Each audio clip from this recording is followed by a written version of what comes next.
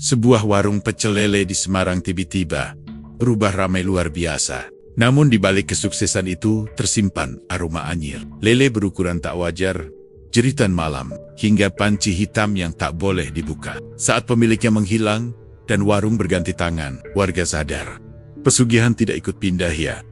Tetap menagih pada siapapun yang memakai warisannya. Selamat datang di Jagat Demit. Membuka gerbang dunia tak kasat mata. Di setiap kota, selalu ada satu tempat makan yang tampaknya tak pernah kehabisan pembeli. Di Semarang, khususnya di kawasan Sudi Mampir, ada satu warung pecel lele yang dari dulu selalu dianggap biasa saja. Namun 3 tahun terakhir, warung itu berubah menjadi tempat yang, entah kenapa, tak pernah sekalipun terlihat sepi. Nama warungnya sederhana, Pecel Lele Sudi Mampir, dikelola oleh seorang pria Parubaya yang dikenal warga dengan panggilan Pak Mardi. Awalnya, tak ada yang aneh dari warung itu. Bentuknya sama seperti warung tenda lainnya. Meja panjang plastik, benar agak lusuh, dan lampu pijar kuning yang menggantung seadanya. Namun sesuatu berubah. Warga mulai menyadari bahwa warung itu selalu ramai. Bahkan di waktu-waktu ketika jalanan sudah sepi total. Ketika warung lain menutup pukul 11 malam, warung Pak Mardi justru makin ramai.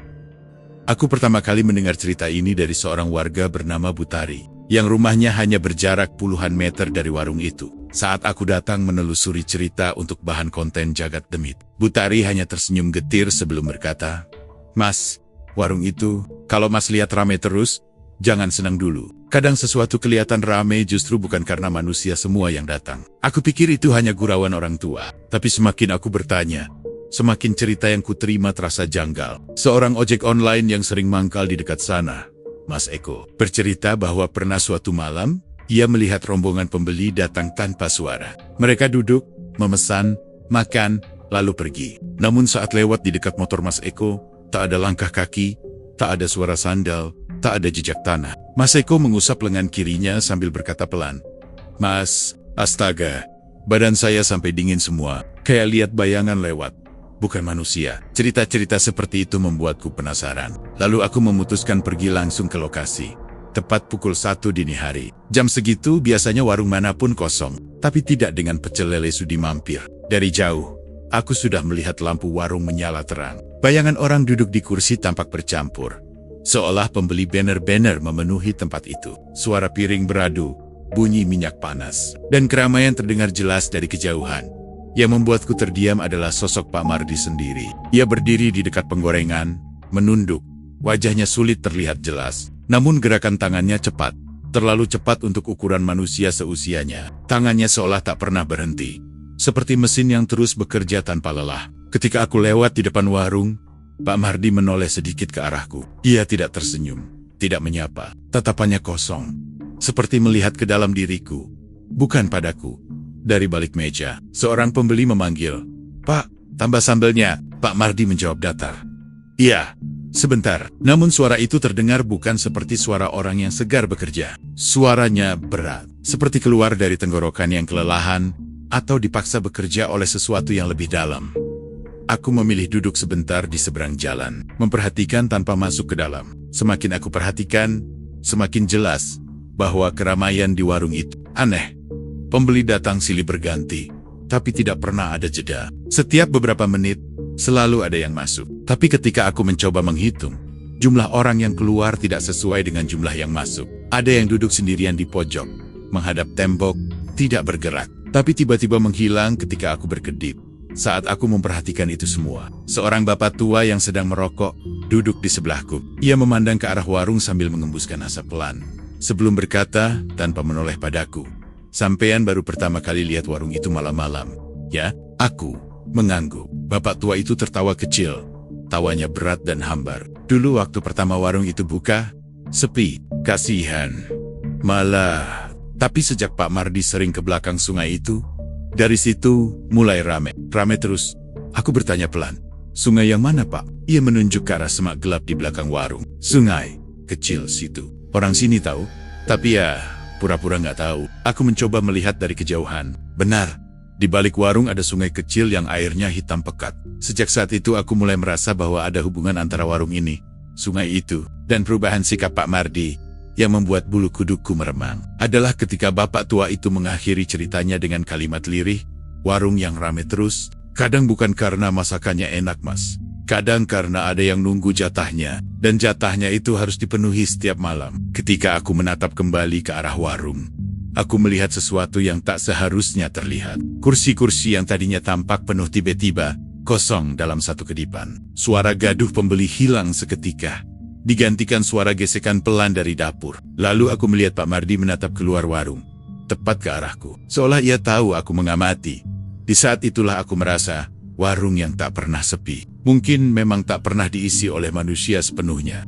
Sejak malam ketika aku pertama kali memperhatikan warung pecel lele itu, rasa penasaran dalam diriku semakin kuat. Bukan hanya karena keramaiannya yang tampak tidak wajar, tapi juga karena sosok pemiliknya, Pak Mardi, yang dirasa warga berubah drastis dalam waktu yang sangat singkat. Saat aku mulai bertanya kepada orang-orang sekitar, hampir semua memberikan jawaban yang sama. Ada sesuatu yang berbeda dari Pak Mardi. Sesuatu yang membuat orang segan, bahkan takut untuk terlalu dekat dengannya.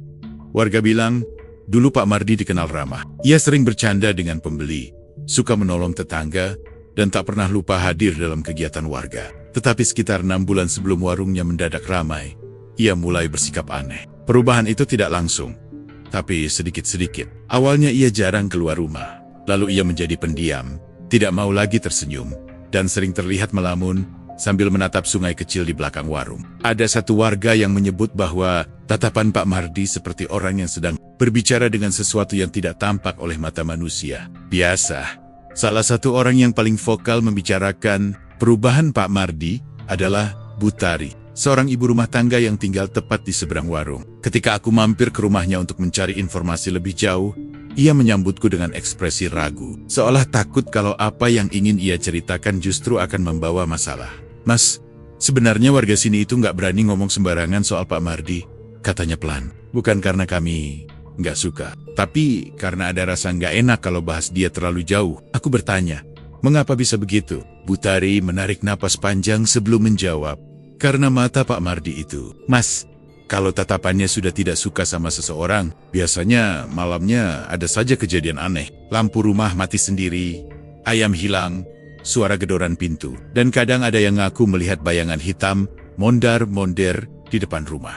Aku spontan merinding saat mendengarnya. "Sampean mungkin belum lihat langsung tatapan Pak Mardi sekarang," lanjutnya. "Tapi percayalah, dia bukan lagi orang yang sama seperti dulu." Dari cerita warga lain, perubahan terbesar pada diri Pak Mardi terjadi setelah ia pulang dari suatu tempat yang tidak diketahui pasti lokasinya. Ada yang bilang ia pergi ke daerah pegunungan. Ada yang bilang ia mendatangi seorang dukun tua di pelosok Kendal. Bahkan ada yang berbisik bahwa ia pernah terlihat masuk ke sebuah rumah kosong yang sudah lama disegel warga karena dianggap angker. Apapun versi yang benar, yang pasti setelah kepulangannya, Pak Mardi menjadi sosok yang jauh berbeda.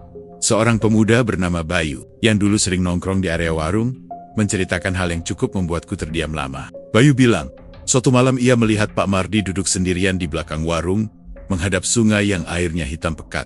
Bayu hendak menyapanya, tapi sebelum ia sempat mendekat, ia mendengar suara Pak Mardi seperti sedang berbicara dengan seseorang. "Aku, Westeko, iki jatahe, malam iki." Begitu kata-kata yang diingat Bayu. Masalahnya, saat itu tak ada siapapun di sekitar Pak Mardi. Tidak ada orang lain, tidak ada hewan. Hanya ada aliran sungai dan bayangan hitam dari pepohonan.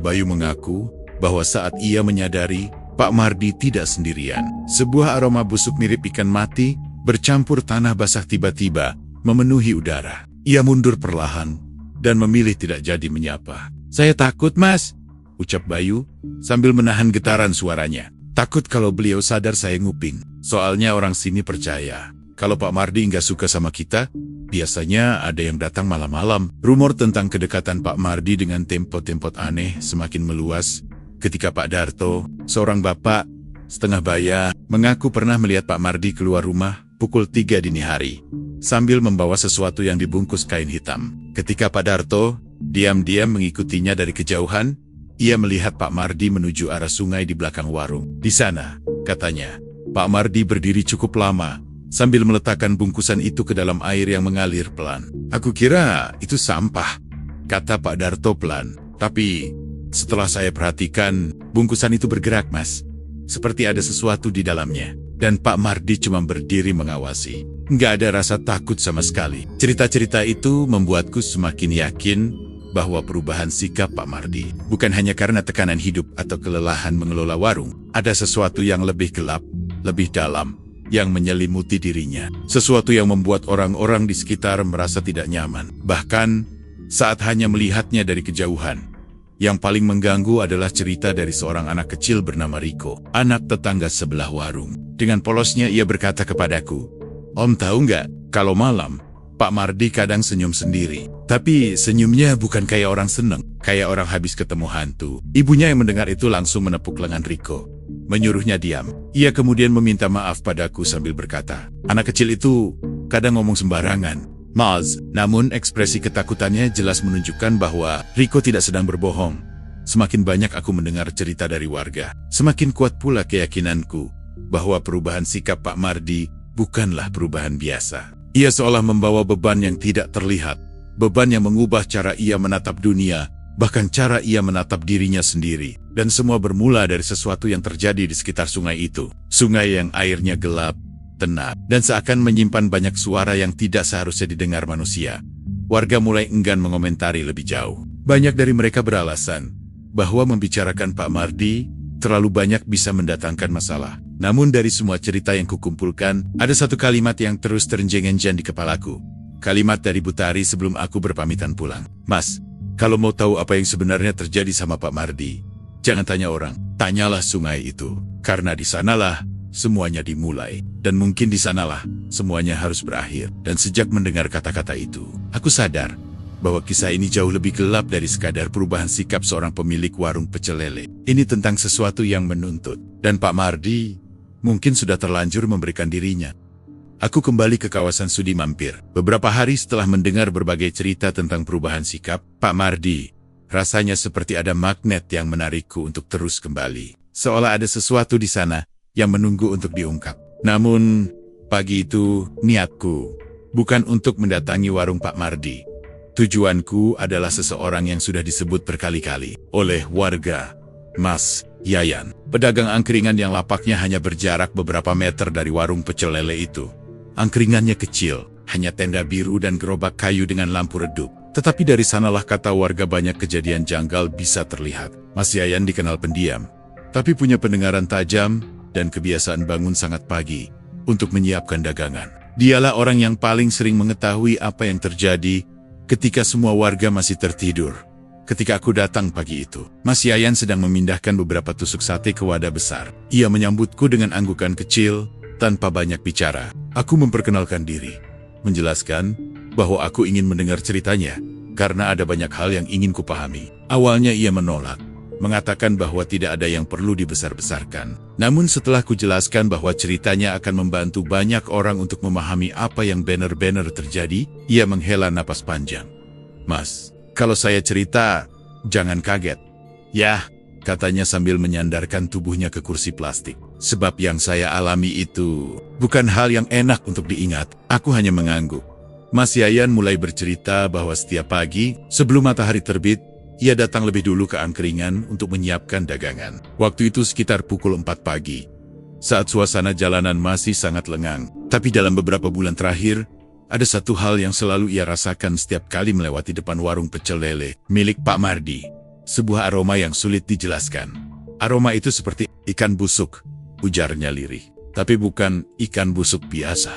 Lebih menusuk. Kadang sampai bikin mata saya panas. Aku sempat bertanya, apakah aroma itu mungkin berasal dari ikan hasil belanjaan Pak Mardi? Tapi Mas Yayan langsung menggeleng cepat. "Kalau ikan biasa, saya tahu baunya seperti apa, Mas. Saya sudah dagang bertahun-tahun, tapi yang saya cium dari warung itu, rasanya kayak ikan mati yang sudah lama tenggelam di sungai.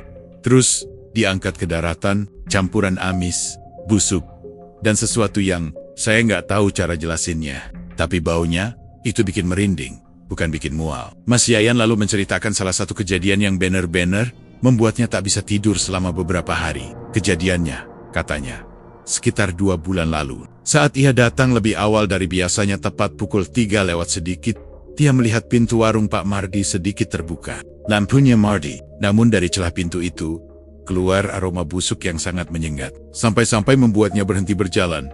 Saya kira ada bangkai di dalam, Mas, katanya sambil menunduk. Tapi waktu saya mendekat, lendir hitam keluar dari bawah pintu. Kayak ergot, tapi lebih pekat. Aku terkejut mendengarnya. Lender, tanyaku memastikan. Mas Yayan mengangguk. Wajahnya tampak tegang. Iya, mengalir pelan, terus hilang begitu masuk ke tanah. Yang bikin saya tambah takut, lendir itu hangat. Saya sempat raba pakai ujung sandal. Aku tidak tahu harus berkata apa. Membayangkan lendir keluar dari warung pecel lele saja sudah cukup membuat bulu kuduk berdiri. Apalagi bila lendir itu hangat dan beraroma tengik. Mas Yayan melanjutkan. Setelah lendir itu keluar, ia mendengar suara dari dalam warung. Suara seperti ada yang menggeser panci besar.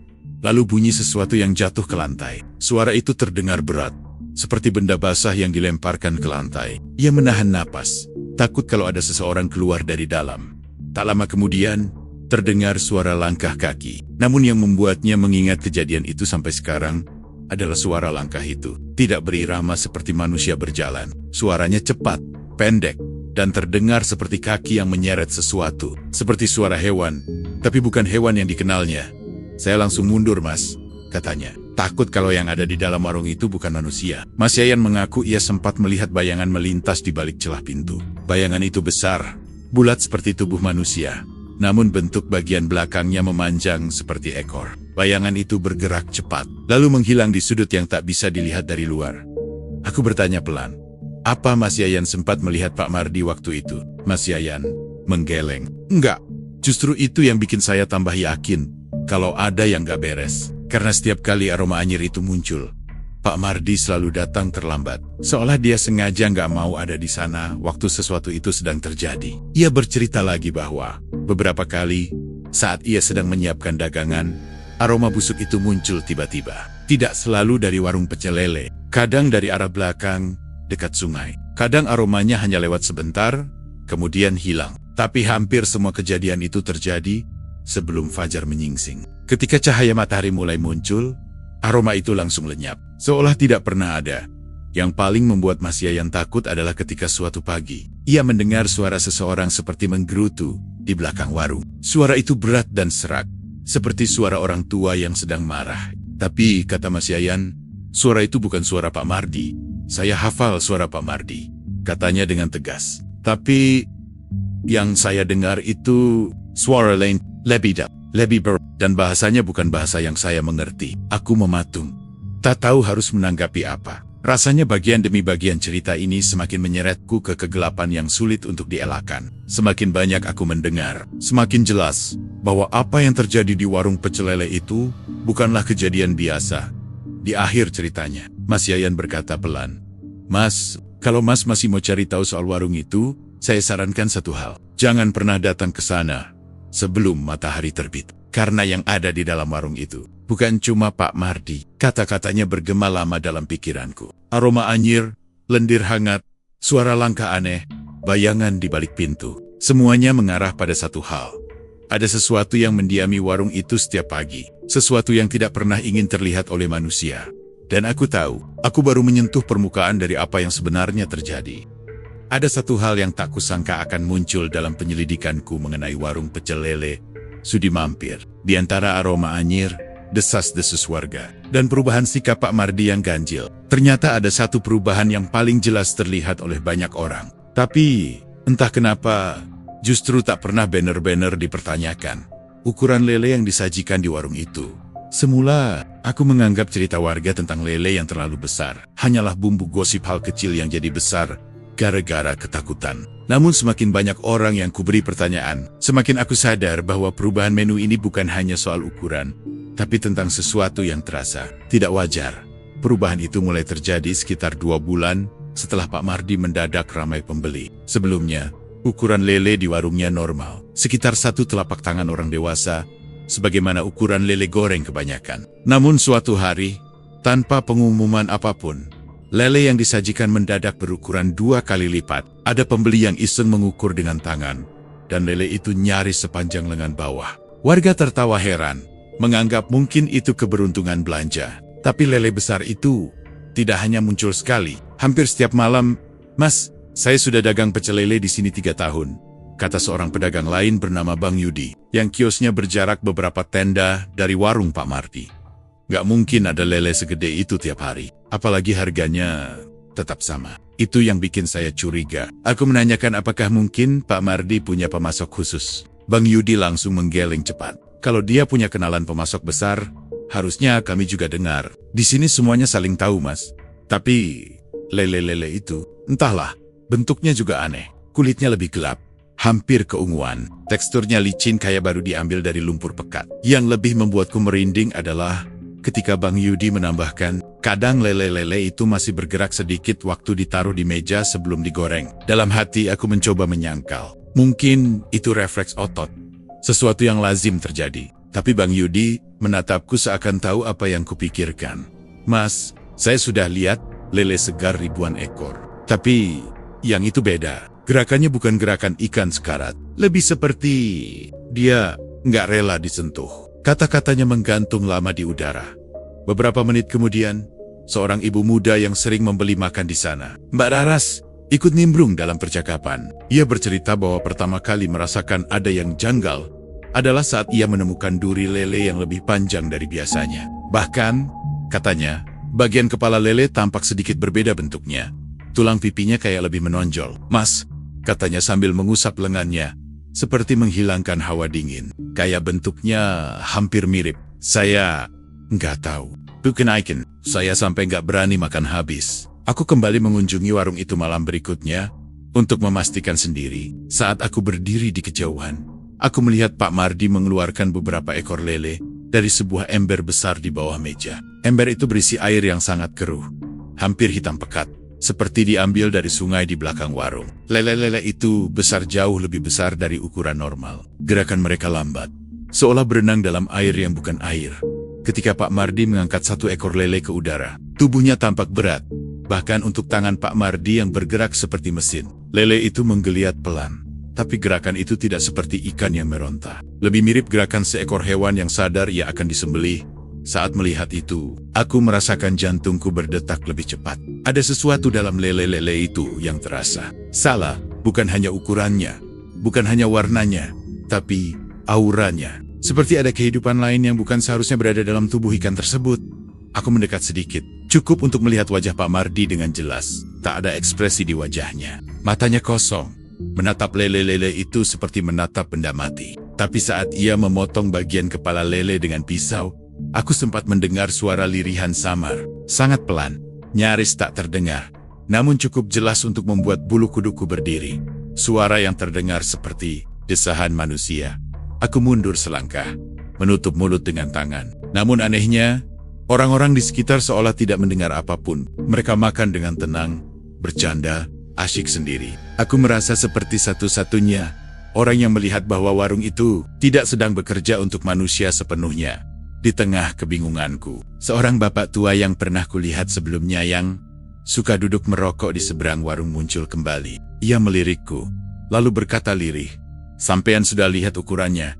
Tuh, lele itu bukan dari pasar, bukan dari kolam. Itu dari sungai belakang situ. Sungai yang gak ada siapapun berani pegang airnya." Aku bertanya, "Apa benar lele itu ditangkap di sana?" Bapak tua itu mengangguk lambat. "Sungai itu bukan tempat ikan biasa, Mas.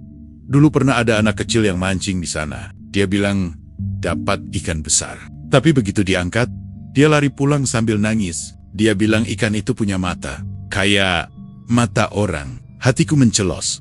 Bapak tua itu melanjutkan, "Saya nggak tahu apa yang Pak Mardi lakukan. Tapi sejak dia sering ke sungai itu, menu di warungnya berubah. Lele makin besar, makin murah, makin banyak. Dan pembeli makin rame. Sesuatu yang terlalu murah, terlalu besar, terlalu gampang. Biasanya bukan rezeki yang wajar." Aku menelan ludah.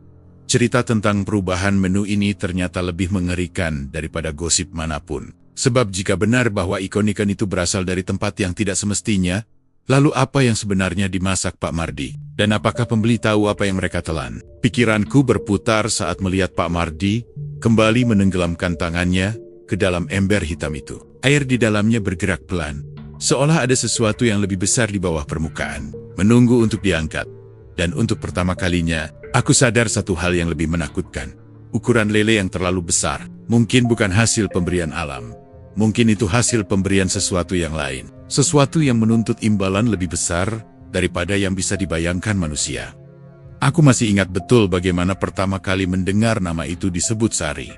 Warga sekitar menyebutnya dengan nada pelan, seolah takut kalau suara mereka terlalu keras bisa membangunkan sesuatu. Katanya, ia adalah mantan karyawan warung pecel lele Sudi, mampir yang sempat bekerja hanya 3 minggu sebelum menghilang dari Semarang tanpa pamit. Orang-orang mengira dia pulang kampung, tapi rumor yang berkembang tidak sesederhana itu.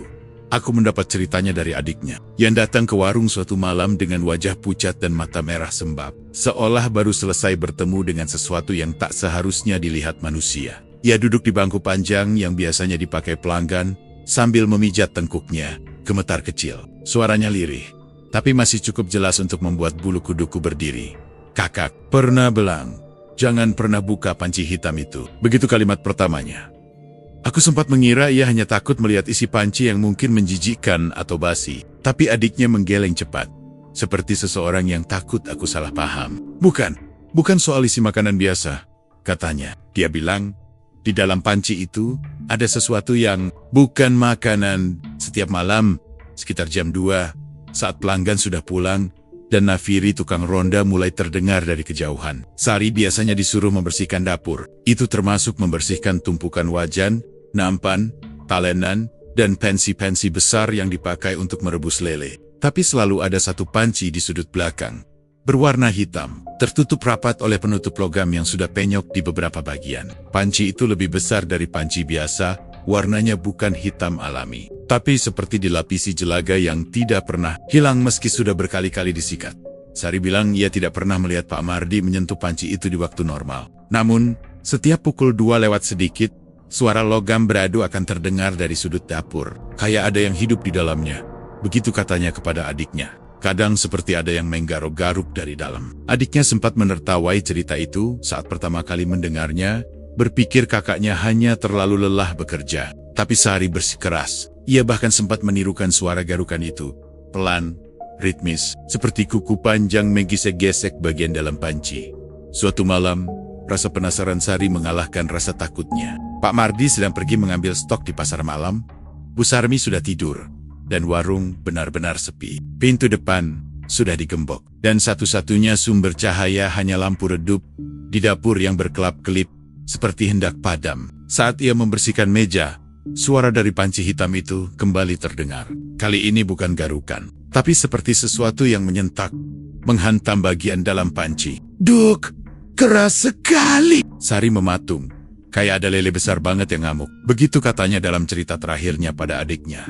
Mungkin jika ia berhenti di situ, semuanya tidak akan sejauh ini. Tapi ia mendekat. Pelan, tapi rasa penasaran mengikat kakinya seperti tali. Ia meraih pegangan tutup panci, panas, tapi bisa disentuh. Dan saat suara di dalam panci kembali datang, kali ini lebih kuat. Sari menarik napas dan menyingsingkan sedikit tutupnya. Hanya satu celah tipis. Hanya cukup untuk memastikan tidak ada apapun di dalam. Namun dari celah gelap itu, sesuatu keluar.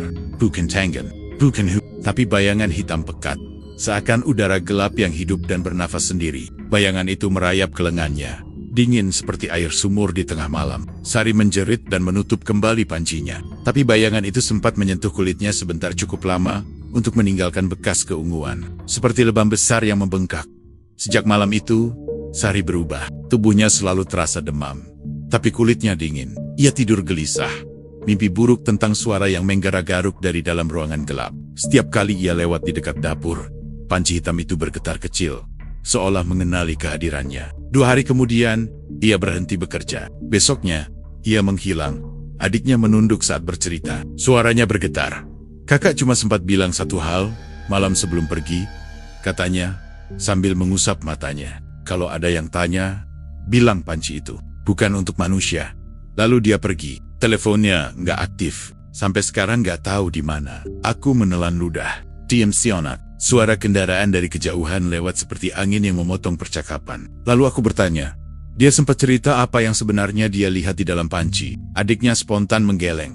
Kali ini lebih cepat dari sebelumnya. Hampir panik. Dia cuma bilang, apapun yang ada di dalam itu bukan lele dan bukan hewan. Matanya menatapku lama. Kemudian ia menambahkan satu kalimat terakhir. Lirih, seperti rahasia yang seharusnya dikubur. Kakakku bilang, kalau panci itu kebuka, baunya bukan bau amis, tapi bau mayat. Sejak mendengar cerita Sari tentang panci hitam itu, aku mulai sering memperhatikan warung pecel lele Sudi Mampir pada malam-malam tertentu. Ada hal aneh yang selalu terasa di udara, terutama saat jarum jam mulai mendekati pukul 2 dini hari. Seolah ada ritual yang hanya muncul jika orang cukup nekat untuk tetap terjaga. Awalnya, aku mengira semua ini hanya kumpulan gosip yang dibumbui rasa takut, tapi satu malam aku benar-benar mendengar sesuatu. Sesuatu yang membuatku menyesal pernah ingin mencari tahu lebih dalam.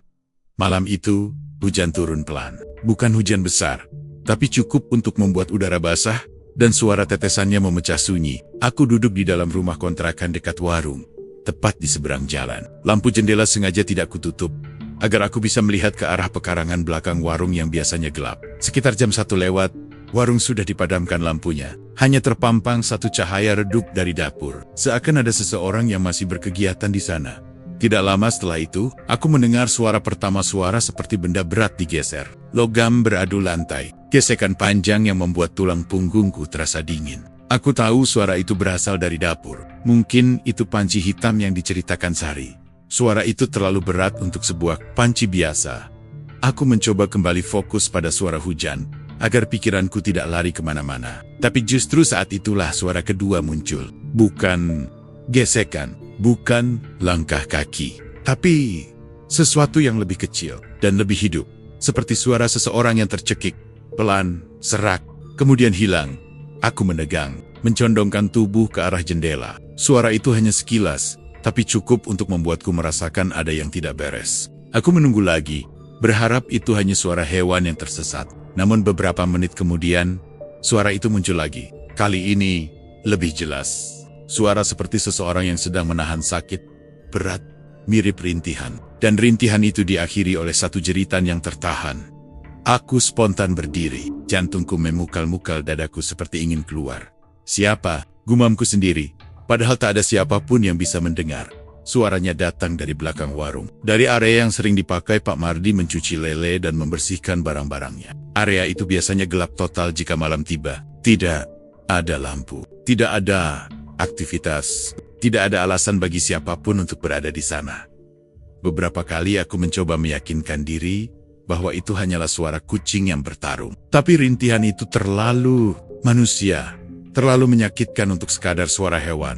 Aku mencoba memberanikan diri membuka sedikit jendela. Hanya celah kecil agar suara lebih jelas. Dan saat itulah aku mendengar langkah seseorang dari arah dapur warung. Langkah berat, perlahan, seperti seseorang yang mengangkat sesuatu yang sangat berat. Langkah itu berhenti di tengah pekarangan belakang. Lalu terdengar suara seseorang bernafas kasar, seperti kelelahan. Aku mengenali suara itu. Suara Pak Mardi. Aduh, gumamnya pelan. Bukan karena kesakitan, tapi seperti sedang menenangkan sesuatu. Sabar, sabar dulu. Jangan teriak. Terkadang ada kalimat yang diucapkan seseorang, dan kita tahu bahwa kalimat itu tidak pernah ditujukan pada manusia. Nada suaranya terlalu menenangkan, tapi juga terlalu takut. Seperti seseorang yang sedang menenangkan binatang buas yang siap menerkam. Aku ingin berpura-pura tidak mendengar, ingin menutup jendela, dan mengakhiri semua rasa penasaran ini, tapi otakku tidak bisa berhenti. Aku tetap berdiri di dekat jendela, tanpa sadar. Kemudian, jeritan itu muncul lagi. Kali ini lebih keras. Jauh lebih keras. Jeritan panjang yang terdengar seperti seseorang yang sedang dikuliti hidup. Jeritan yang langsung dipotong oleh suara benda besar menghantam tanah. Seperti tubuh yang dijatuhkan. Jeritan itu menggema sebentar, lalu berhenti, tercekik, seakan ditelan oleh malam. Aku menutup mulutku sendiri agar tidak ikut berteriak. Suara itu terlalu nyata untuk dianggap mimpi. Saat jeritan mereda, terdengar lagi suara dari Pak Mardi. Kali ini bukan suara menenangkan, tapi suara memaksa. Tegas, terdengar marah, atau mungkin takut kehilangan kendali. Diam, Pent. Kalau kamu ribut lagi, mereka bakal dengar. Aku sudah bilang diam. Hening sesat lalu terdengar suara. Seperti sesuatu sedang diseret. Berat, bergesekan dengan tanah basah. Suara itu berlangsung lama, perlahan. Seakan benda itu terus melawan, walaupun tidak bisa berteriak lagi. Setelah itu, semuanya hening. Tidak ada langkah kaki, Tidak ada suara, napas, tidak ada lagi rintihan. Hanya hujan pelan dan suara jantungku sendiri yang seolah ikut berderap seperti hendak pecah. Beberapa menit kemudian, lampu di dapur kembali padam. Pekarangan kembali gelap seperti tidak pernah terjadi apa-apa. Tapi aku tahu apa yang kudengar malam itu bukan mimpi, bukan halusinasi, bukan suara hewan. Itu suara manusia, atau sesuatu yang menyerupai manusia, sebelum masuk ke panci hitam itu. Dan sejak malam itu, setiap kali aku lewat di depan warung pecel lele Sudi Mampir, aku selalu merasa ada bau amis yang samar, seperti bau darah tua yang disiram air, berkali-kali tapi tidak pernah benar-benar hilang, seolah ada jeritan yang masih tersangkut di udara, menunggu malam tertentu untuk kembali terdengar. Ada satu peristiwa yang selalu disebut-sebat warga ketika membicarakan warung pecel lele Sudi Mampir. Meski mereka tak pernah membicarakannya dengan suara keras, nama itu tetap melayang-layang di udara, seperti bisik kutukan yang enggan hilang. Peristiwa itu terjadi beberapa bulan sebelum semua desas-desus menjadi semakin jelas. Dan korbannya adalah seorang mahasiswa rantau bernama Dimas. Dimas dikenal ceria, ramah, anak kuliahan yang jarang pulang malam, kecuali ada tugas kelompok. Ia kos di dekat kampus, tidak jauh dari jalur pulang menuju warung Pak Mardi. Dari cerita teman-temannya, malam itu ia selesai mengerjakan tugas hingga larut, lalu merasa lapar. Ia memutuskan mampir ke warung untuk membeli pecel lele sebelum kembali ke kos. Itu hal biasa, banyak mahasiswa yang begitu. Warung itu memang favorit karena murah, cepat, dan porsinya mengenyangkan. Namun, malam itu, Dimas tidak pernah sampai ke kamar kosnya. Awalnya orang mengira ia menginap di tempat teman, atau mungkin pulang ke rumah karena urusan keluarga. Tapi ketidakhadirannya selama 2 hari mulai membuat teman sekamarnya panik. Apalagi ponselnya mati total sejak malam ia menghilang. Laporan polisi dibuat, poster dicetak, dan orang-orang mulai menyebarkan kabar. Namun tidak ada jejak, seolah pemuda itu lenyap begitu saja. Yang membuat semuanya lebih aneh adalah cerita dari 2 pedagang yang kebetulan masih terjaga malam itu. Mereka mengatakan sempat melihat Dimas duduk sendirian di warung, memesan lele goreng sambil memainkan ponselnya. Ia bahkan sempat bercanda dengan pedagang minuman di seberang, bertanya apakah hujan akan turun. Tetapi yang membuat semua orang merinding adalah kesaksian pedagang angkringan di ujung jalan. Ia bilang Dimas sempat dipanggil oleh seseorang dari arah belakang warung. Sini sebentar, begitu katanya, menirukan suara yang didengarnya. Awalnya ia mengira Dimas dipanggil temannya, tapi ketika ia menoleh, ia hanya melihat punggung mahasiswa itu berjalan memutar ke arah belakang warung. Tidak ada tanda, ada orang lain menunggu di sana. Dan itu adalah terakhir kalinya Dimas terlihat. Aku pribadi mendengar cerita paling lengkap dari seorang ibu pemilik warung kopi kecil tak jauh dari lokasi. Ibu itu menyaksikan sesuatu yang membuatnya tidak bisa tidur selama berhari-hari. Ia duduk di sampingku malam itu ketika hujan turun, sambil menggenggam cangkir kopi dengan tangan yang gemetar pelan. Ia berkata bahwa malam saat Dimas hilang, ia mendengar suara yang sama seperti suara yang pernah kudengar. Rintihan tertahan dari arah belakang warung Sudi Mampir. Namun malam itu, suara yang didengarnya berbeda. Bukan rintihan sakit, tapi suara minta tolong, pelan, terputus-putus. Tolong, aku, tolong. Ibu itu memejamkan mata saat berkata demikian. Tangannya mencengkeram cangkir terlalu keras seakan takut melepaskannya. Saya ingat benar, katanya lirih. Itu suara anak muda. Saya yakin itu suara anak itu, Dimas. Ia mengaku ingin keluar rumah dan memastikan apa yang terjadi, tapi langkahnya seakan terkunci oleh rasa ngeri yang muncul tiba-tiba. Ia hanya mampu berdiri di balik pintu sambil menahan napas, berharap suara itu hanya imajinasi. Tapi kemudian ia mendengar sesuatu lain, suara Pak Mardi. Namun bukan suara normalnya. Suara itu terdengar terburu-buru, panik, marah, seolah sedang menekan sesuatu yang tidak bisa ia kendalikan. Hentikan, diam, kau bikin orang datang. Sesaat setelah itu, suara jeritan yang lebih keras muncul, lalu tercekik dalam sekejap. Ibu itu menggigit bibirnya sampai berdarah, menahan diri untuk tidak ikut menjerit. Ia tidak yakin lagi apakah suara itu manusia. Tidak tahu apa yang sebenarnya terjadi di belakang warung malam itu. Yang paling menakutkan adalah hal yang terjadi keesokan paginya. Ibu itu mengaku melihat Pak Mardi keluar dari belakang warung, membawa sesuatu yang ditutupi karung besar. Karung itu basah di bagian bawahnya, meneteskan cairan gelap ke tanah. Ia menyeretnya menuju sepeda motornya, memasangnya secara tergesa-gesa di jok belakang. Wajahnya tegang, matanya merah seolah tidak tidur semalaman. Saat hendak berangkat, Pak Mardi sempat berhenti dan menoleh ke kiri kanan, memastikan tidak ada orang memperhatikan. Ketika tatapannya bertemu dengan mata ibu itu, ia langsung tersenyum. Senyum yang terlalu lebar, terlalu dipaksakan. "Buat pakan lele, Bu," katanya enteng. "Tahu ya." Ibu itu tidak menjawab. Ia hanya menelan ludah dan mundur perlahan. Sesuatu dalam diri Pak Mardi malam itu terasa sangat tidak manusiawi. Seperti ada yang lain yang berbicara melalui tubuhnya. Setelah kejadian itu, pencarian Dimas semakin intensif. Namun tidak ada satupun saksi yang berani mengungkapkan detail sebenarnya pada polisi. Semua pura-pura tidak tahu. Semua menganggap Dimas menghilang seperti angin. Hanya keluarga dan temannya yang terus mencari. Menggantungkan poster di tiang listrik, berharap ada keajaiban. Tapi di antara warga, mereka sudah punya jawaban yang tidak pernah diucapkan secara terang-terangan. Dimas adalah korban pertama. Korban yang singgah pada waktu yang salah. Korban yang mungkin masuk ke dalam panci hitam itu. Dan hingga hari ini, setiap ada mahasiswa baru yang lewat dekat warung itu pada malam hari, warga sering berkata pelan, seolah ingin memperingatkan sesuatu yang jauh lebih besar. "Jangan mampir sendirian setelah jam 2. Kalau ada yang memanggilmu dari belakang warung, jangan lihat ke arah itu, sebab mereka tahu, satu panggilan saja bisa membuat seseorang tidak pernah pulang lagi."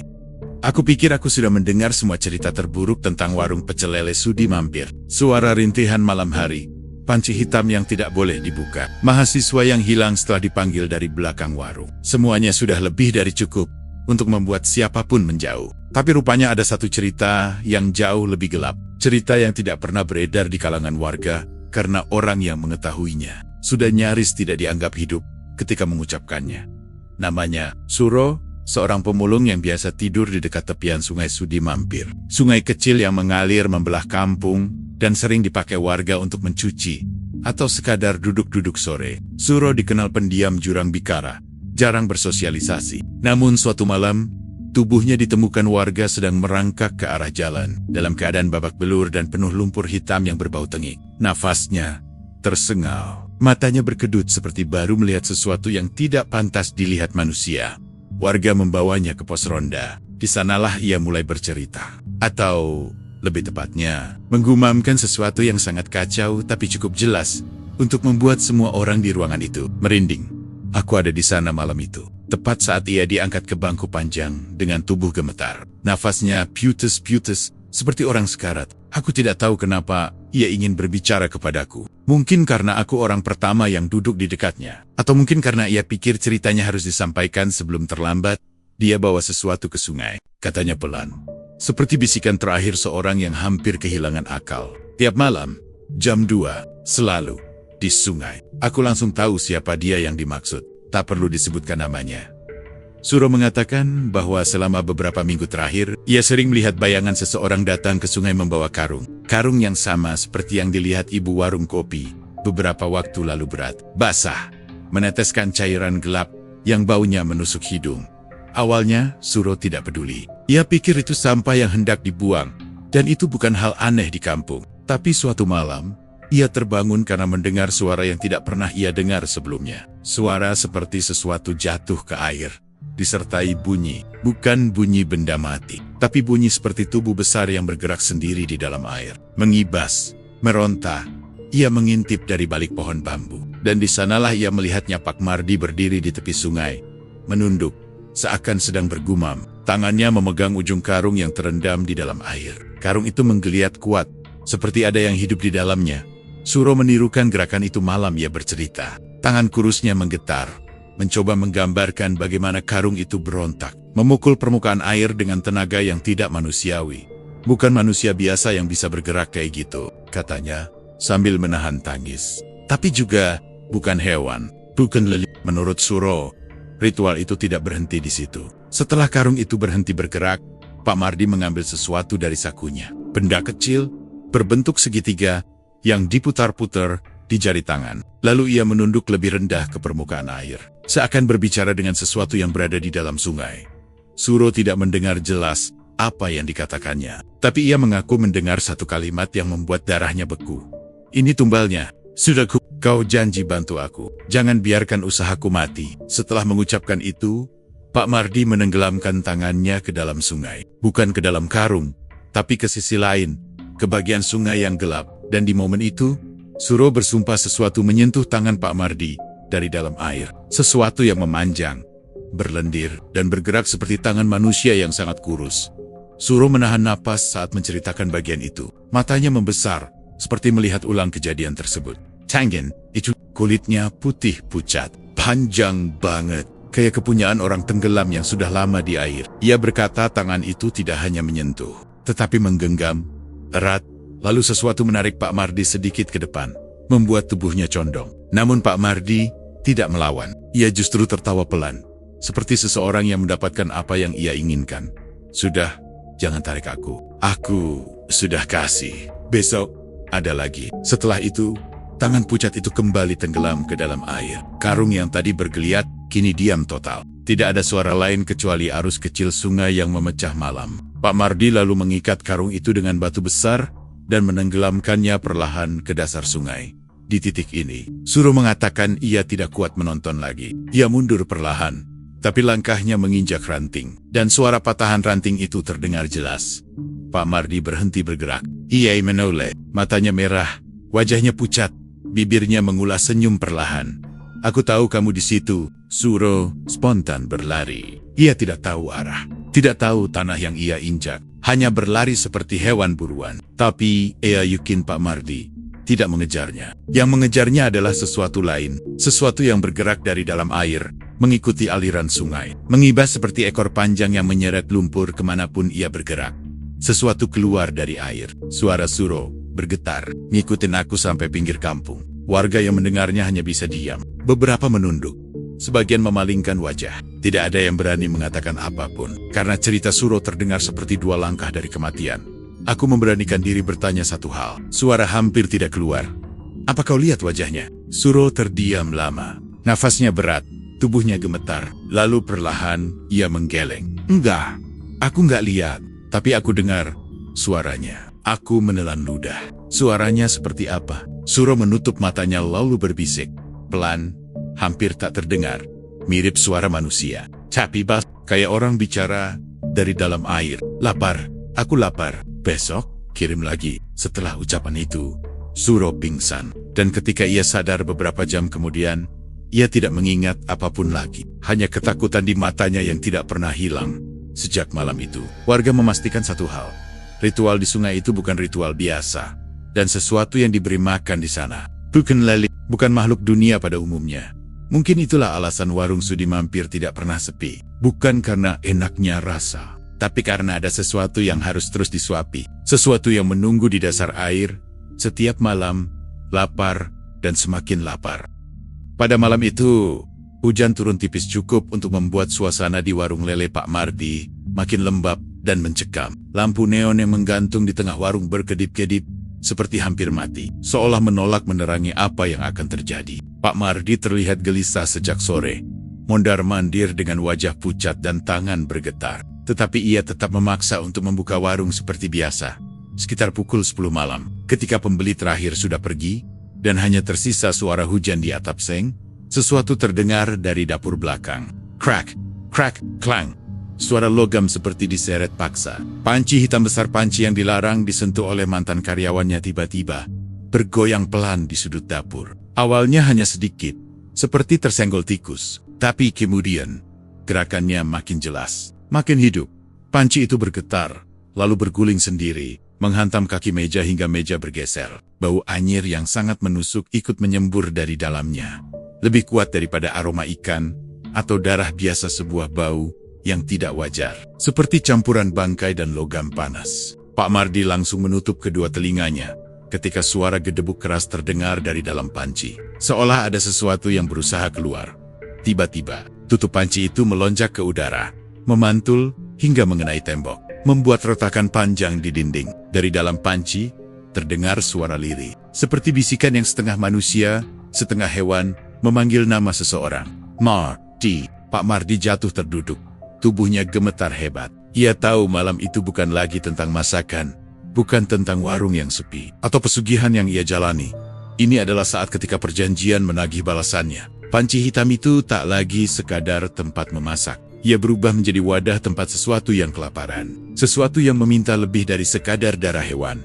Dan malam itu, untuk pertama kalinya, warung lele Pak Mardi tidak menutup karena kehabisan bahan. Tapi karena pemiliknya berlari keluar dengan wajah penuh ketakutan, meninggalkan dapur yang masih bergema oleh suara dari dalam panci yang terus bergerak. Warung lele Pak Mardi resmi tutup keesokan paginya. Tanpa penjelasan, tanpa pamit, tanpa sisa barang. Meja-meja sudah terbalik, peralatan hilang, dan dapur belakang dipenuhi bekas goresan, seperti dicakar sesuatu yang berusaha keluar. Warga hanya menemukan satu hal yang tertinggal.